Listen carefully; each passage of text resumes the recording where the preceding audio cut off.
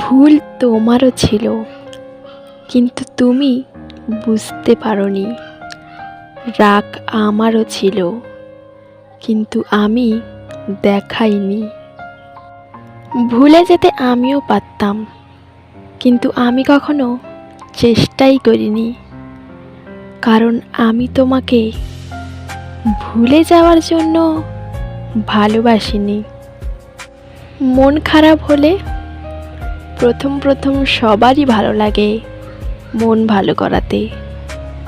একদিন অথবা 2 দিন পর সবার কাছেই এই মন খারাপটা তখন বিরক্তির কারণ হয়ে ওঠে।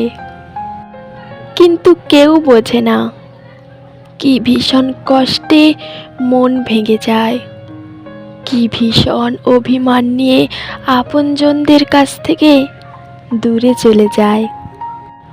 মাঝে মাঝে মনে হয় আমার নিজের বলতে কিছুই নেই।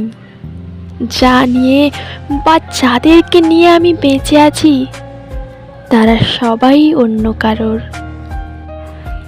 আমি শুধু পরগাছের মতো বেঁচে আছি অন্যের দয়া নিয়ে। আর এই অনুভূতিটা মোটেও কোনো সুখের কল্পনা নয়।